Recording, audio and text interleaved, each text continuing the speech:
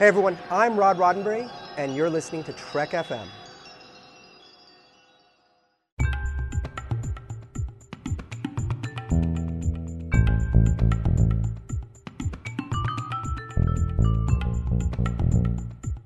Hello and welcome to Stage 9, Trek FM show about the people who make Star Trek. I'm Mike. I'm John. And today we're going to be talking about the show by the new Star Trek Discovery showrunners, Gretchen, Berg and Harberts, GCB. Yes. But before we get started, let's go back to something which we discussed a few weeks ago during Shocktober, which was the Twilight Zone. Yes, in specific, the Twilight Zone Tower of Terror.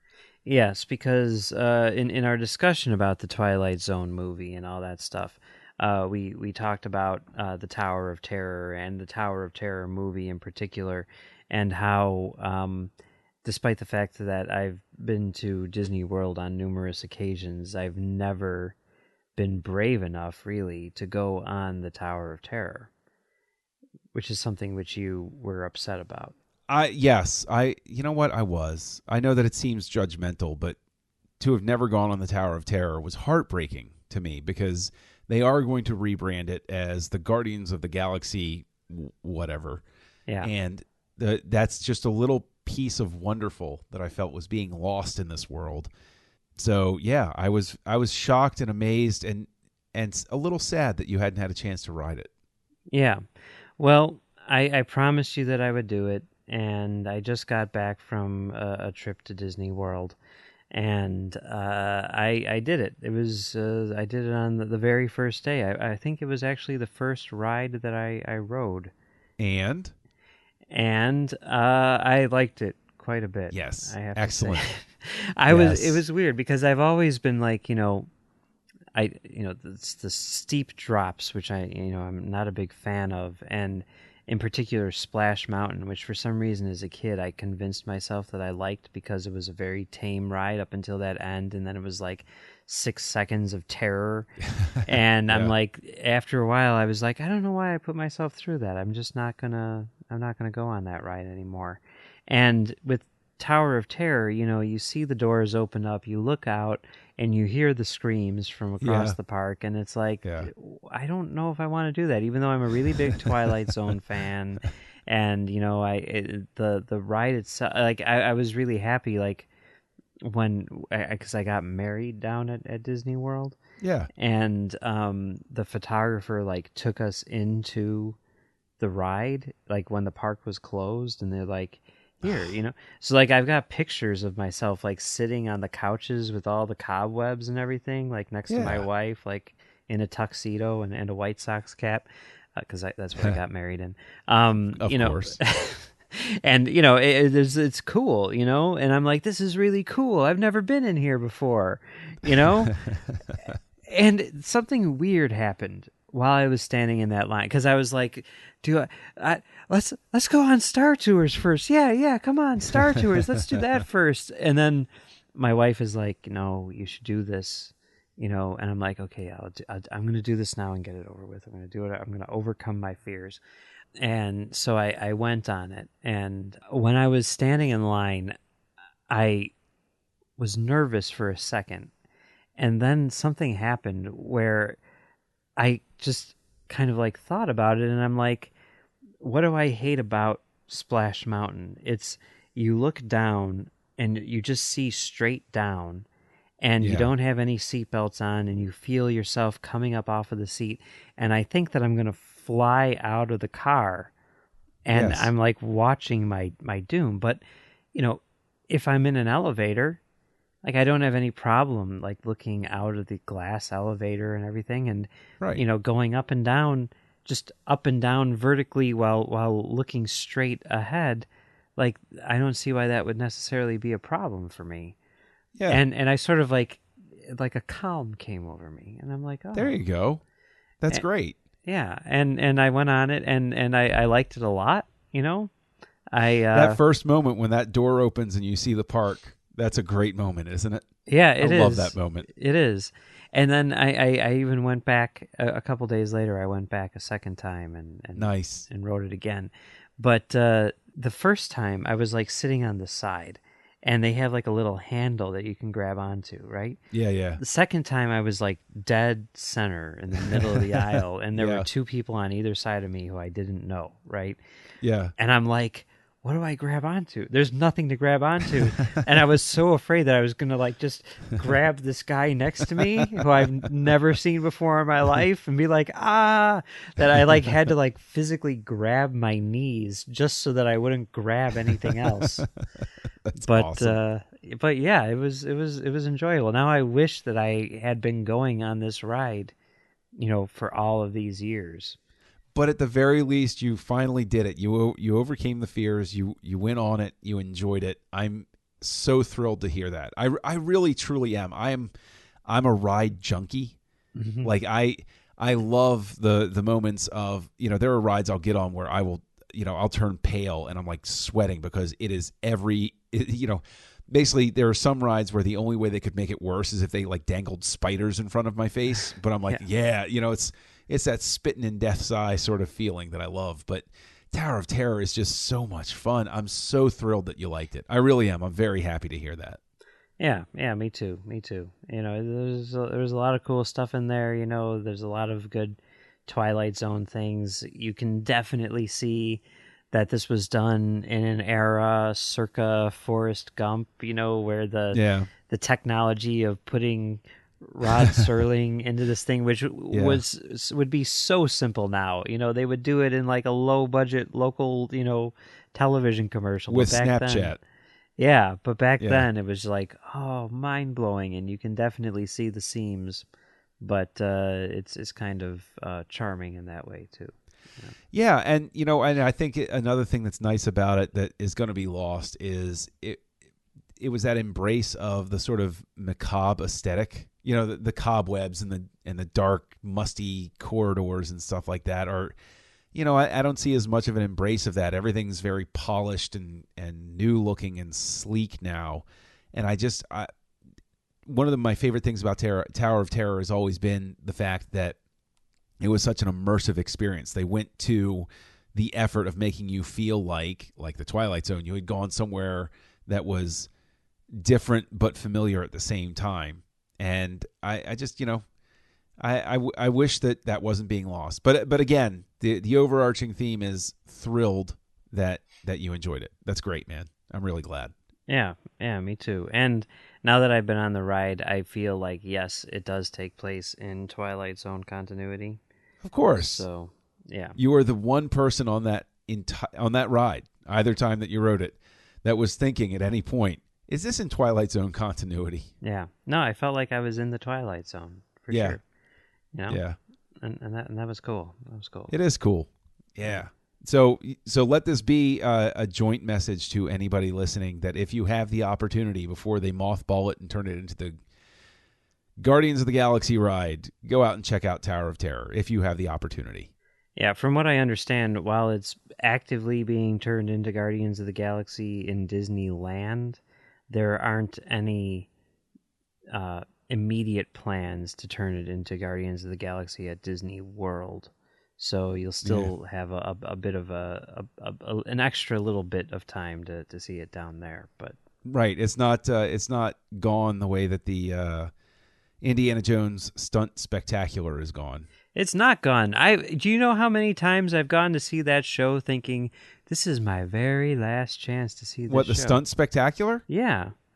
Well, the last time I was there, they were talking about how they were going to get rid of it because they're going to bulldoze the thing and put the new Star Wars stuff there. I know. They keep on saying that, and every time I go there, it's playing. They're doing and every it just time I to go, goose I'm like, attendance. do I go on this? Do I go watch this show again, thinking that this is going to be the last time?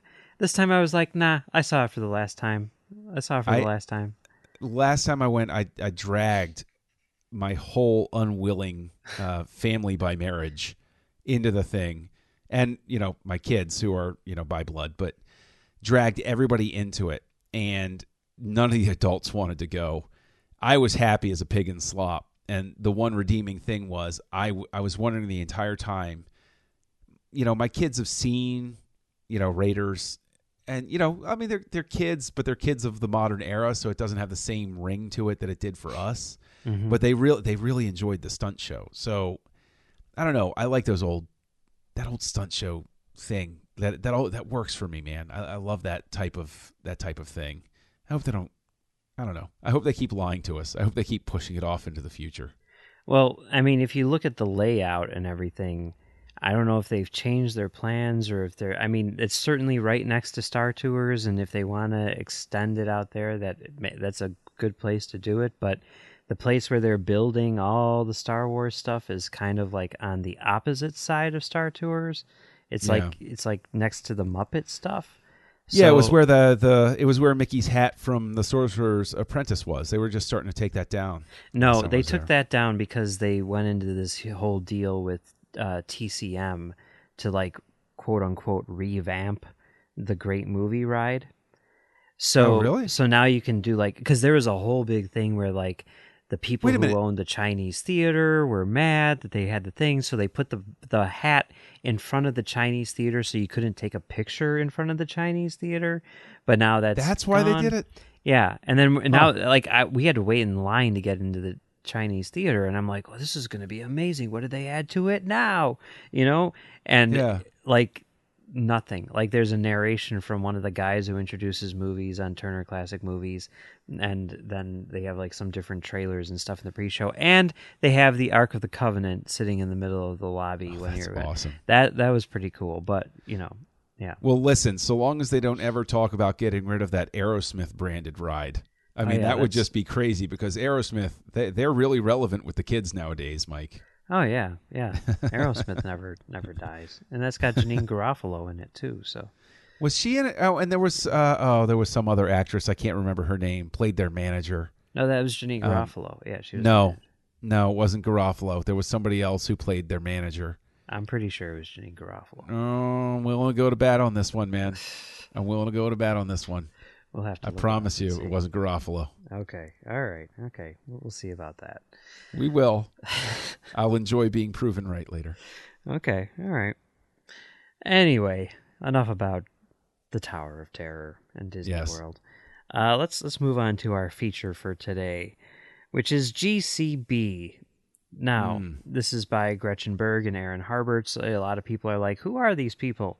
Because, they're not huge names in the realm of sci-fi fantasy television, even though they've done tons and tons of work on television, including, sci-fi fantasy television on things like Roswell and, the Fuller verse with Pushing Daisies and Wonder Falls and all that stuff. But this is the show which... It's one of, it looks like a couple shows which they were showrunners on. And it aired in 2012. It only lasted 10 episodes. It's called GCB. It aired on ABC. Yep. And it starred Leslie Bibb and Kristen Chenoweth and a few other people. And yeah, would you like to give a synopsis of this show? Sure, why not? Desperate housewives, but in this case, the main character didn't kill herself to serve as narrator. Her husband died in, an act of karmic vengeance. And she moves back to her hometown where she has to come to grips with the fact that apparently nobody got over high school there and wants to torture her for being terrible decades ago.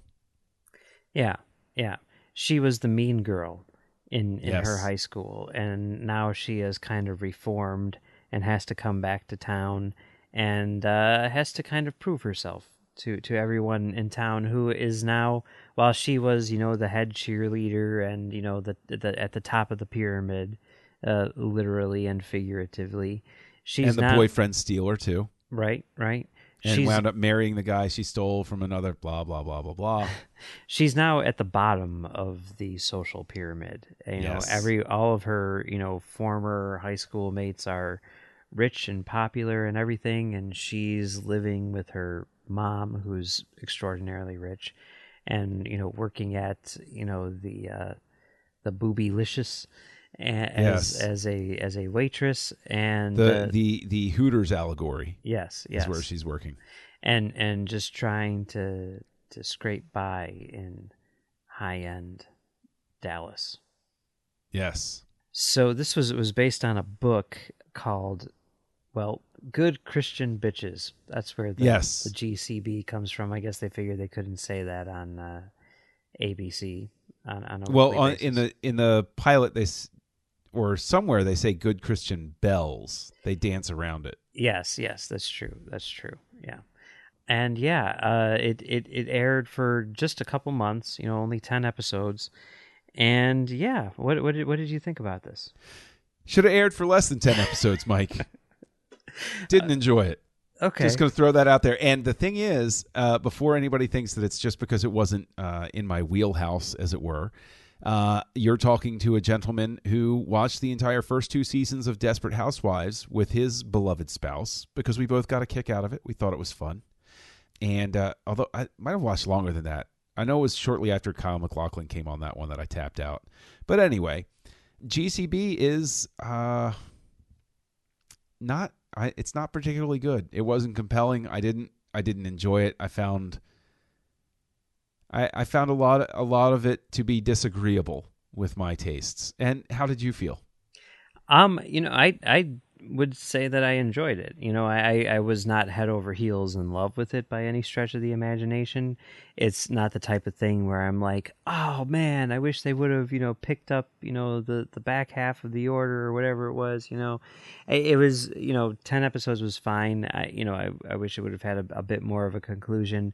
There were some episodes which I definitely felt were kind of treading water, and I didn't really see like an end game in place or anything like that, but I found it to be amusing.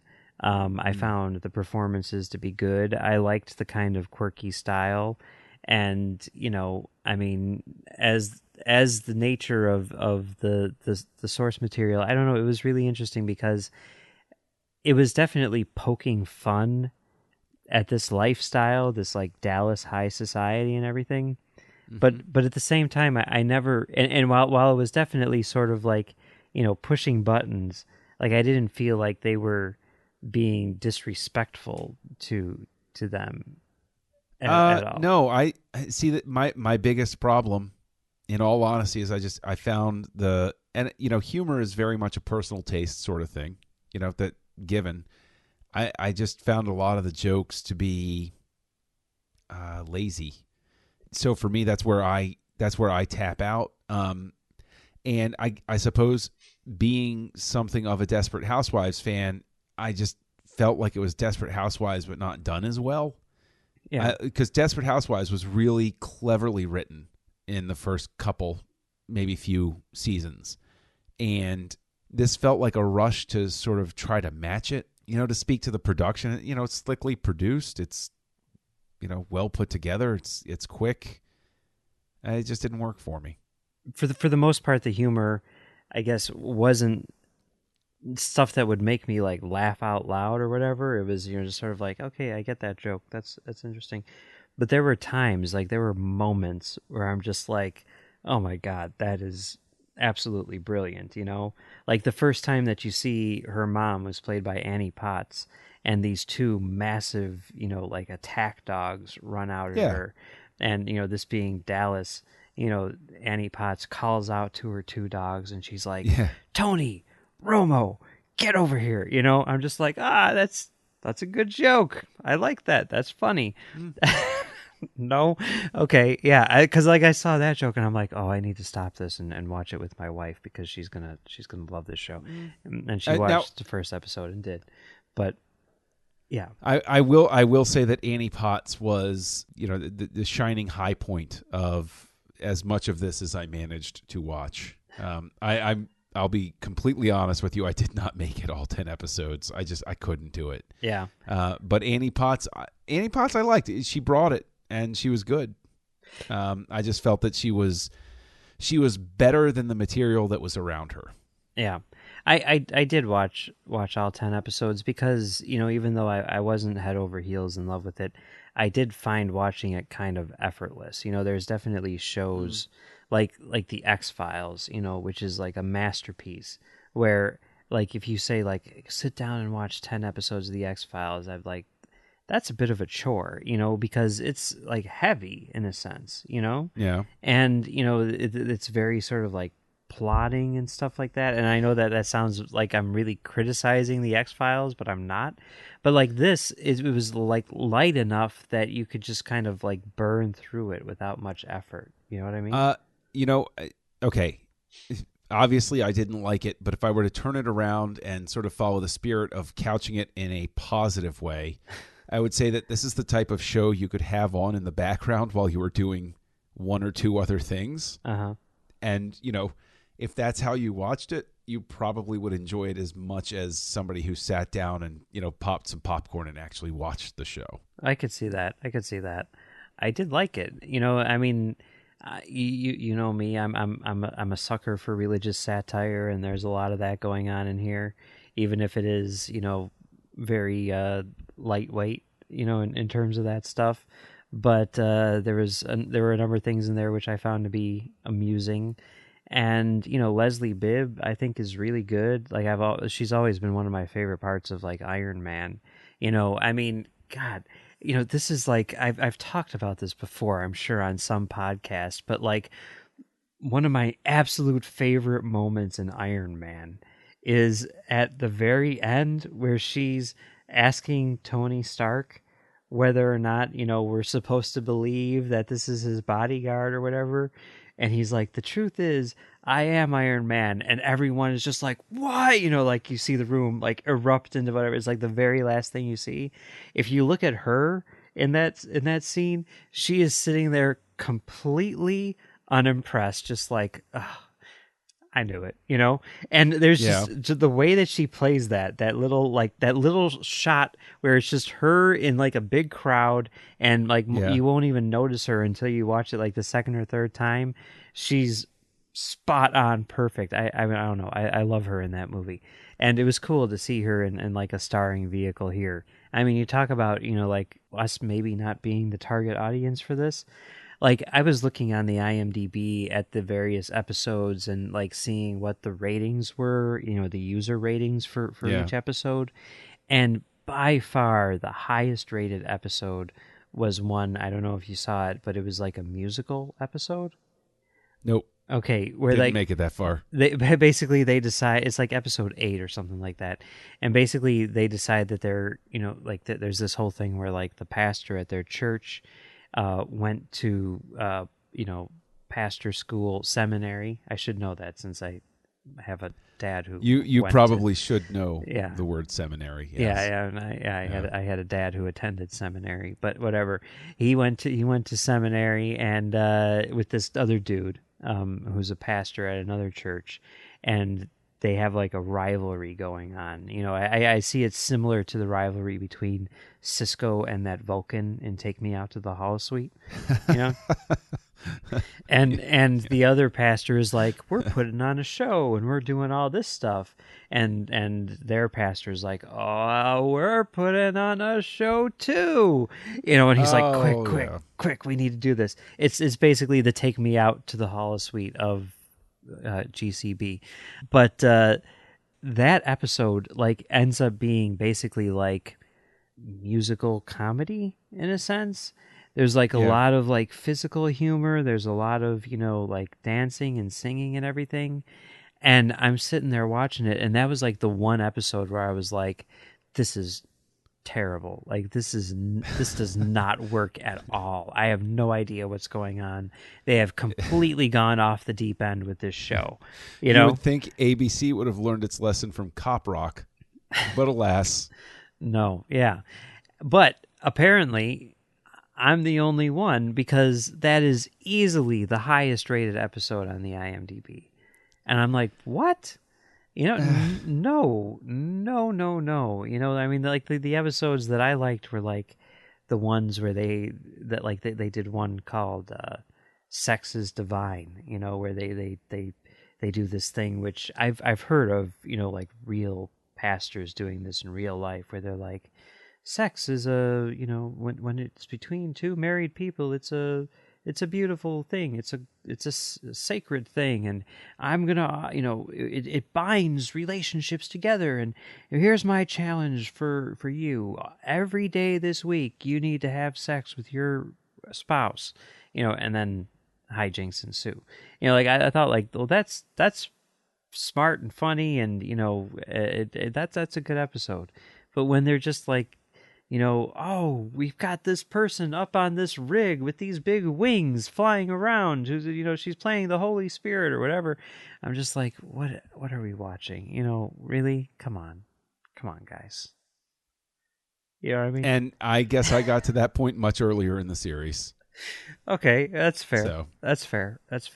But perhaps I foresaw an episode such as that coming down the pike, and some sort of defense mechanism in my brain said, "No, stop! Don't get there yet." Yeah.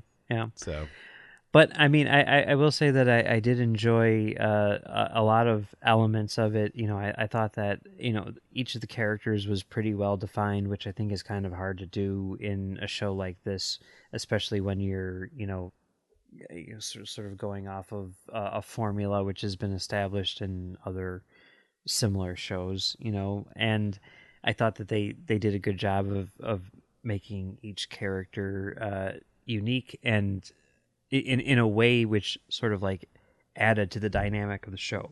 They played off of each other really well. See, the thing is, I like in terms of the dynamic and the structure of the show, it seemed, I mean, the fact that this was on ABC is even strange to me. ABC was also where Desperate Housewives, like if this had aired on CBS, I'd be like, oh, CBS is trying to answer Desperate Housewives, or NBC or Fox, they're trying to answer Desperate Housewives. But for ABC to answer their own show with a show like this just seems odd. Was it answering it, or was it like Desperate Housewives is leaving, we need to find a replacement? Because, I mean, the pedigree is there. You've got, like, okay, it's based on a best-selling book. It's produced by Darren Star, who did the Sex and the City, So it's like all of the pieces are kind of in place. The cast is really solid. You would think on paper that this would be a hit, right? So what happens when it looks like it's, I guess, like a football team where, you can look at a football team on paper and you can say, why aren't they winning a Super Bowl? What is it that doesn't gel in a situation like that? Obviously you enjoyed it more than I did, but not enough where, by your own admission, you were like, oh, I wish they'd picked up the back half of the order. What is it that goes wrong in a situation like that? Well, I think there might be a difference between success and popularity, for one thing. Okay. But as far as like why isn't it successful in terms of a popularity standpoint, if you know what I mean. No, I mean, you know what? Honestly, my question, because of my reaction to it, is, yeah, it's got a high-powered star like Chenoweth on it, who's going to draw in people who know theater and singing and those sorts of things. And it's got the production value, and it's based, like you said, on a best-selling book. What is it that doesn't come together? Why are they not able to hook somebody who, by my own admission, I enjoyed Desperate Housewives, the first few seasons. What is it that doesn't click for somebody? Is it fatigue from the previous show plays into it? Do you think that that's coloring my perception? It could be. It could be that. It could be circumstance. It could be like when it comes on, like what time of the year it comes on. I mean, who knows, it could be that it's just not as good, right? I mean, it seems like, I've only seen the first episode of Desperate Housewives and I enjoyed it, but it seems like that's pretty stellar in terms of its caliber, right? I mean, yeah. If you're trying to follow the formula, maybe what is missing is that thing that Desperate Housewives had. It's like, think of like Deep Space Nine. Deep Space Nine is in a lot of ways sort of like the heir to the original series in terms of its themes and stuff like that, and yet it's least similar to the original series in terms of its premise, Right. Maybe it's not being aware of what it is that makes Desperate Housewives great. Maybe Desperate Housewives, if you're trying to make an heir to Desperate Housewives, you shouldn't try to make a show about a neighborhood full of housewives. You should try to look beyond the artifice and see what it is that makes the show tick. So is there any warning bell at all? I don't think there is. Well, yeah, I mean, they've done so much stuff. And, I think that there is some stuff in here which we can, apply to what we've heard about Discovery. More than anything, I think what I found interesting was, while there was a continuing storyline throughout this, it's not like each episode was a cliffhanger. Each episode was definitely a self-contained story, and you could watch it, but then there were threads which continued throughout and, led from one episode to the next. And I think, probably not as self-contained as this show is, but I think that that's kind of what we're going to be seeing with Discovery, But whether this show is good or bad or whatever, even though this is, one of the few shows which they were showrunner on, I think that Bryan Fuller probably wasn't looking at GCB when he picked Berg and Harberts as his successors. I think probably not. He was probably looking at, Pushing Daisies and Wonderfalls and the shows that they worked on together. So, yeah. Anyway, I know you did not like it, and no, I have a feeling, considering the fact that it only lasted 10 episodes, you're probably in the majority. I enjoyed it. Would I be like, go out and watch this show? No, probably not. But hey, if you're curious about it, it's on Hulu. So yeah, if you have a Hulu subscription, you can go ahead and just watch it. You can buy the season on Amazon Prime. Yeah, you can buy it. I would advise you not to buy it. If you got Hulu anyway, go ahead and give it a try, and let me know, both of us know, how many episodes you made it through. Yeah, and they wrote the third episode, I believe. They only wrote one episode, but I believe it was the third one. So, yeah, check it out. And, I'm sure, in the next few months before Disco comes out, we will definitely be looking at some other stuff that Berg and Harberts have done, because it's an extensive resume and, stuff that we've seen, even though we haven't necessarily talked about it here. There are a lot of things that they've done which we're very fond of, both of us. So yeah, we'll definitely cover that stuff as well. All right. Well, it was fun talking about GCB today, but that's not all we're talking about here on Trek FM this week. So here's a look at what you may have missed elsewhere on the network. Previously on Trek.fm. To the journey! Some races are like Talaxians. We really don't know how long they've kind of been around. Char, What? I just had a great idea. I need to calm myself down. I need some ice. I need some ice. Okay. Rest your head. Okay. Easy. In All right. and out. Warp 5. What's your favorite episode of Enterprise? I usually say Strange New World. The first part of Strange New World just reminds me so much of being a kid and growing up in southeastern Oklahoma and the mountains and the woods. And I just imagine what it would be like to go camping on an alien planet. Meta Treks. After 150 years of sitting around in the mud, that's got to be one relaxed symbiont. But there again, it shows that, at least for the symbiote on Trill, that there's life beyond the mud. Life beyond the mud. And that's what else is happening on Trek.fm. So check out these shows and discover what we're talking about in your favorite part of the Star Trek universe. You can find us wherever you get your podcasts. If you're an Apple user, hit the subscribe button in iTunes. Leave us a review. Or don't even leave us a review. Just leave us a rating. Yeah. Tell us what you think. That really does help us out. And if you're not an Apple user, you can find us wherever else you want to get your podcasts, whether it's Stitcher or SoundCloud or our own website. You can find us wherever. If you want to contact us, You can find the network on Twitter at Trek FM, or you can find the network on Facebook at facebook.com/Trek FM. And also on Facebook, you can find the Babel Conference, which is our listener forum where you can talk to us about things like GCB or Berg and Harberts' other work. John, where can people find you on the internet? Look for me as Kessel Junkie on the internet, like the ghost of Tom Joad. You can also find me co-hosting Words with Nerds with my pal Craig. You can find me co-hosting Aggressive Negotiations with Trek FM's own Matthew Rushing. And you can actually find me co-hosting another show called Great Shot Kid with you, Mike. Yeah, I guess we should mention the fact that we have a new show on the Nerd Party Network called Great Shot Kid, which is basically this exact same show, only we talk about Star Wars creators instead of Star Trek creators. So head on over to thenerdparty.com and check us out.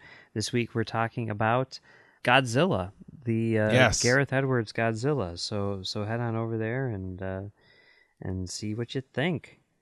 You can find me on Twitter at Mumbles3K, and you can also find me here on Trek FM producing From There to Here, which is our daily rewatch show. I have to tell you, I just got finished editing 40 straight episodes of From There to Here, and I'm ready to not edit the next 4 episodes. This may be the year that breaks Mike from ever watching Star Trek again, folks. I know. I keep on thinking, once we get to January, I don't have to watch Star Trek again until May. Yes. You are the reason that they delayed Discovery. Yes. I think we need to break that news here on this show, that they were listening to From There to Here, and the writers themselves said, "Oh, we need a break, man." Yep. They're like, "Oh man, I feel so bad for that guy." We're you just don't. You know what? Just for him, we're gonna push this back to May. We want to thank our associate producers, Chris Stenftenagel, Norman Seelau, and Jeff Sutter. Thank you, guys. Yeah, we couldn't do it without you. And Jeff, we are going to get back to you. I promise.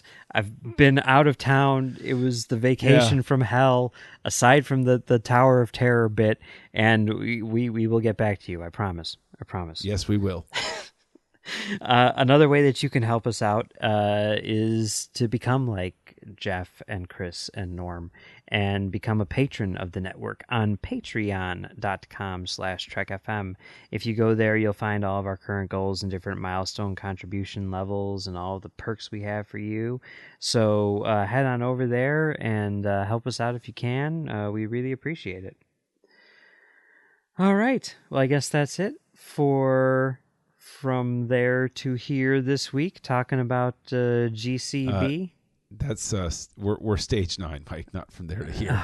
It has crept into your brain. Yeah. There's no escape. You know what show you're listening to, even if I don't. But yes, check out From There to Here today because, hey, we're talking about some Star Trek. But after that, next week, a week from now, on stage 9, we're going to be talking about the new novel by Robert Hewitt Wolfe, The Goblin Crown.